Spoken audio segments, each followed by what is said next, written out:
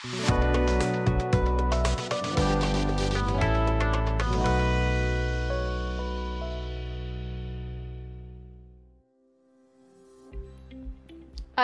आलात का तुम्ही? माझं लक्षच नव्हतं.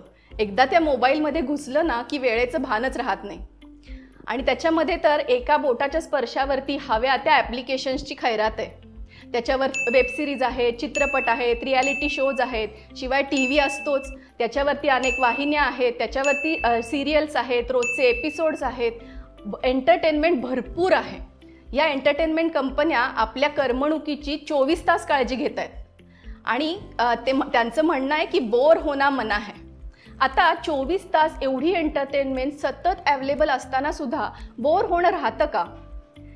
आपण जेव्हा एखादा मोबाईल हातात घेतो, रील्स बघत असतो, शॉर्ट्स बघत असतो आणि वेळ कसा जातो कळत नाही. पण थोड्या वेळाने आपली स्वतःवरती चिडचिड होते ना, कशाला एवढा वेळ घालवला असं वाटतं ना. आणि मग आपण स्वतःला सांगतो, दिवसभर एवढं काम केल्यानंतर थोडी तरी एंटरटेनमेंट पाहिजे ना. पण तरी मनातून वाटत असतं ना की आपला वेळ आपण उगीचच वाया घालवतोय, हो की नाही? नमस्कार, मी गुंजन कुलकर्णी, चाइल्ड आणि फॅमिली सायकोलॉजिस्ट. मनस्वास्थ्य या विषयावरच्या माझ्या यूट्यूब चॅनलमध्ये ध्यानी मनीमध्ये तुमचं स्वागत आहे. एक्सेसिव्ह स्क्रीन एक्सपोजरचे मनावर काय परिणाम होतात हे या व्हिडिओमध्ये मी समजावून सांगणार आहे. आपल्या मनस्वास्थ्याच्या दिशेने एक पाऊल म्हणून हे परिणाम सांगणारा व्हिडिओ तुम्ही शेवटपर्यंत नक्की बघा. एक्सेसिव्ह स्क्रीन एक्सपोजरचे गंभीर मानसिक परिणाम होतात. डिप्रेशन, अँझायटी यासारख्या मानसिक आजाराचं सुद्धा त्याच्याशी कोरिलेशन आहे असं मानसशास्त्राच्या अभ्यासातून आता लक्षात येतंय. माझ्याकडे जेव्हा काउन्सिलिंगला कोणी येतं तेव्हा त्यांची मी केस हिस्ट्री घेते. आजकाल त्या केस हिस्ट्रीमध्ये तुम्ही कुठला स्क्रीन बघता, किती वेळ बघता, कधी बघता, त्याच्यातून कुठलं कंटेंट कन्झ्युम करता ही पण माहिती घ्यावी लागते. सातत्याने मनावर आदळणाऱ्या निगेटिव्ह बातम्या, सायबर बुलिंग, फोमो अशासारख्या गोष्टींमुळे मनस्वास्थ्यावर परिणाम व्हायचा राहणार आहे का? आपण रात्री बेडवरती पडल्यावर 10 मिनिटासाठी म्हणून फोन हातात घेतो, तेव्हा 10:30 वाजलेले असतात. आणि जेव्हा फोन हातातून सुटून चेहऱ्यावर आदळतो तेव्हा रात्रीचे 2 वाजून गेलेले असतात. असं होतं का? सकाळी उठल्यानंतर फ्रेश वाटत नाही, असं होतं का?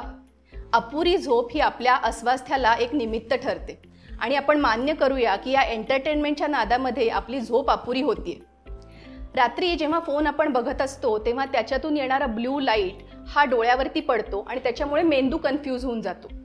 मेंदू रात्रीच्या वेळेला मेलॅटॉनिन नावाचे एक हॉर्मोन सिक्रेट करत असतो. ते हॉर्मोन आपल्याला शांत झोपेसाठी आवश्यक असतं. पण जेव्हा ब्लू लाईट पडतो तेव्हा मेंदू कन्फ्यूज होतो आणि मेलॅटॉनिन सिक्रेट करायचं काम थांबवून टाकतो आणि मग आपल्याला झोप शांत लागत नाही. आणि मग त्याचे परिणाम म्हणून डोकेदुखी, पोटाच्या तक्रारी हे तर होतातच, शिवाय आपल्या आकलनावरती परिणाम होतो, आपली प्रोडक्टिव्हिटी कमी होते, आपलं कॉन्सन्ट्रेशन कमी होतं. हे सगळे परिणाम अपुऱ्या झोपेमुळे होतात. आता एक लक्षात घेऊया की या एंटरटेनमेंटच्या नादात डिजिटल जगात घालवलेला वेळ हा आपल्या खऱ्याखुऱ्या जगामध्ये नुसता वेळच नाही तर पैसा, एनर्जी आणि आरोग्यही घेऊन जातो. समजा तुम्ही लॅपटॉपवर एखादा व्हिडिओ बघताय, नेट स्लो झाल्यामुळे व्हिडिओ बफर होतोय. अशा वेळेला काय करता तुम्ही? पटकन फोन हातात घेता, फोनवरती फेसबुक, इन्स्टा, व्हॉट्सअप सगळं सर्फ करून पुन्हा व्हिडिओकडे येता. तेवढ्यात फोन वाजतो, आपण परत फोनकडे येतो. असं एक गोष्ट करायची, ती सोडायची, दुसरीकडे जायचं, दुसऱ्या गोष्टी सोडायची, तिसरीकडे जायचं. असं मल्टीटास्किंग करण्यासाठी आपला मेंदू बनलेला नाहीये. ते त्याच्यासाठी खूप त्रासदायक ठरतं. आजकाल काही मुलांमध्ये आपण वाभरेपणा, चंचलपणा वाढलेला बघतो. त्याचं एक कारण हे त्यांना एक्सेसिव्ह स्क्रीन एक्सपोजर असतं हे असू शकतं. ज्या वयामध्ये त्यांची critical thinking ability, problem solving, creativity ही स्किल्स वाढण्याची गरज आहे, त्या वेळेमध्ये असं जर त्यांच्यामध्ये ह्या वाभरेपणा आला, त्यांचं कॉन्सन्ट्रेशन कमी झालं तर ती मुलं हे कधी शिकणार बरं? तुमच्यापैकी किती जणांना आठवतंय की पूर्वी डॉक्टरच्या वेटिंग रूममध्ये आपण इतर पेशंट्सची, त्यांच्या नातेवाईकांची गप्पा मारायचो. बसमध्ये, ट्रेनमध्ये प्रवास करताना सुरुवातीला अनोळखी असणारे सहप्रवासी उतरेपर्यंत मित्र झालेले असायचे. आपल्या घरी येणारे दूधवाले, फळवाले, भाजीवाले किंवा इस्त्रीवाले या सगळ्यांच्या कुटुंबाबद्दल आपल्याला माहिती असायची. आणि आजकाल मात्र ही दृश्य बघायला मिळतात.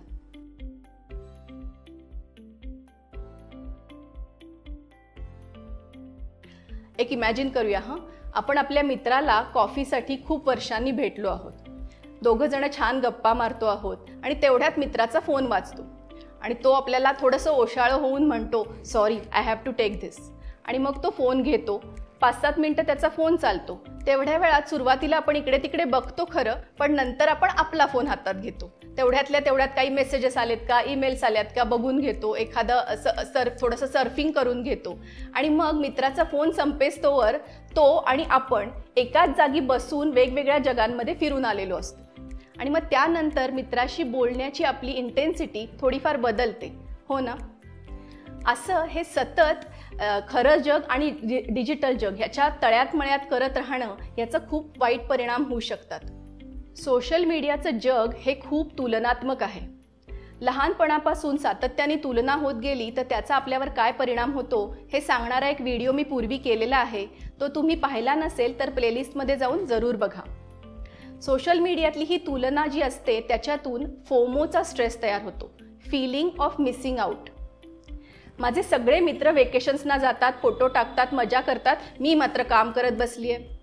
किंवा सगळ्यांची मुलं काय काय अचीव करतात, माझ्या मुलाचं कसं होणार कुणास ठाऊक. माझ्या मैत्रिणीचा नवरा वेगवेगळ्या ऑकेजन्सना त्या दोघांचे फोटो स्टेटसवरती टाकतो, आमच्याकडे ॲनिव्हर्सरी लक्षात राहिली तरी पुरेसं आहे.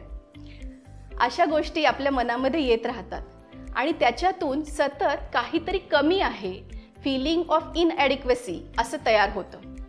माझी आजी म्हणायची की माणसाची गत अशी आहे की असेल ते मिटवा आणि नसेल ते भेटवा. शेवटी असं जर सातत्याने होत राहिलं तर आपण चांगल्या गोष्टी ज्या आपल्या आयुष्यात घडतायत त्याच्याकडे लक्षच दिलं जात नाही आणि मग ह्याच्याने मानसस्वास्थ्यावरती परिणाम होणारच ना. जरा विचार करूया, हे इतकं डायनॅमिक असणारं डिजिटल जग आपल्या आयुष्यात कधी आलं?